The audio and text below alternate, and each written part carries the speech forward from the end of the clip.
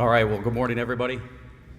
Thank you, Dr. Huebner and faculty, students for attending and hosting, having the ceremony today. Real quick, if I could have anybody that is a veteran stand up and be recognized.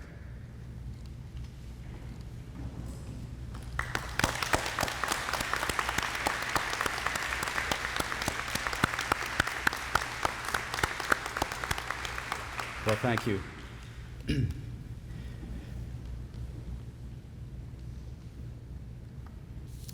Well, today we're here to recognize and celebrate all those who have had the courage to serve our country.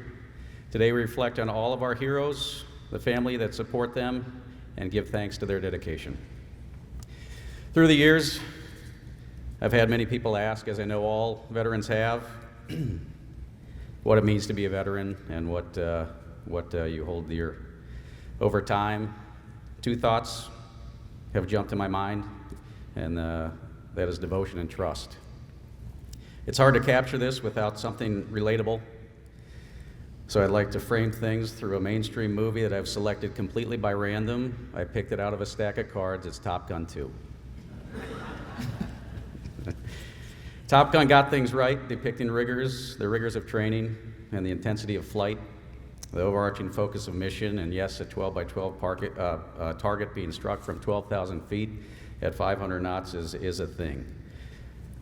What they left out was the host of hundreds of devoted service members uniquely qualified to ensure that Maverick and the team were successful. I'd like to name a few for your consideration. Starting with the highly trained sailors who maintain the aircraft carrier's nuclear power plant, some at the age of 18, ensuring flawless power to allow ship's navigators to make the launch point on time.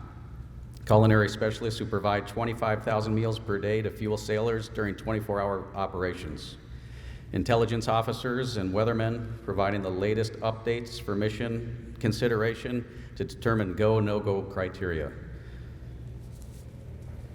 These are just to name a few, and all before Maverick walks out of his squadron ready room to head to the flight deck. As he does this, he would meet some of his most trusted counterparts. He would be met by his parachute riggers, entrusted in fitting his gear to provide maximum safety in the off chance, and I'm not saying this happens in the movie, that he ejects.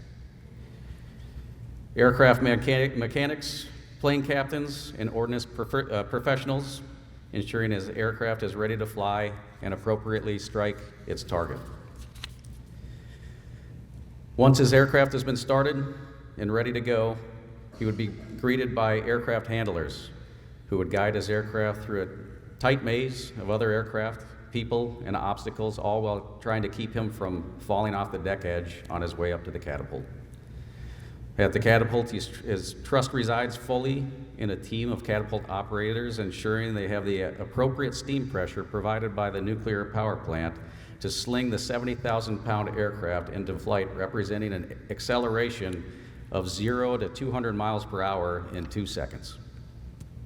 Once airborne, he would work with seasoned air traffic controllers using sophisticated radar systems for the duration of his flight. That's a shout out to our veterans right over here.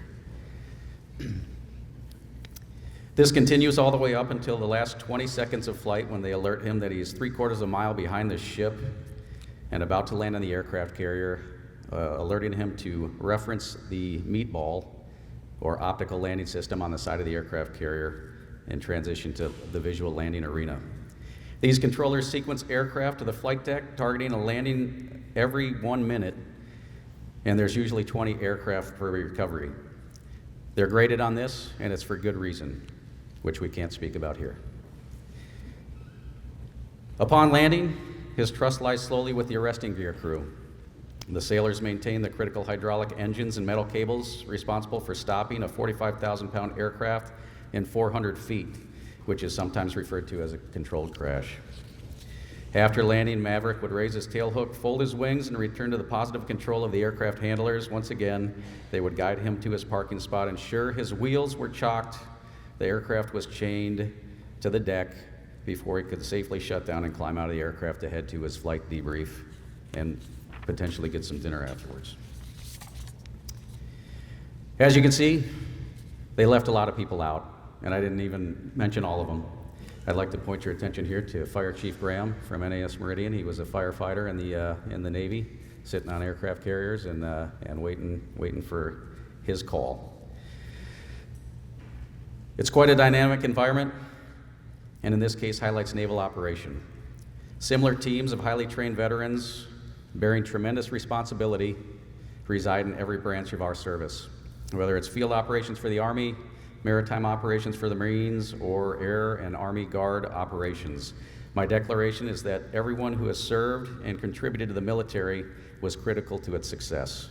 No matter their role, their contributions were and are important, and it is an amazing team, and everyone has an important part. I'm grateful to Meridian Community College for hosting this program today and your continued support of veterans education.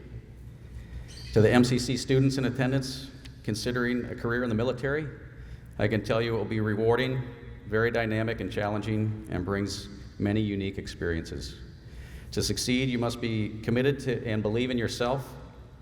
The training is second to none and leads to interaction with some of the most amazing people, advanced systems, and technology in existence. And also, we're actively hiring. I wish you all fair winds. Thank you. God bless our veterans and their supporting families. Thank you.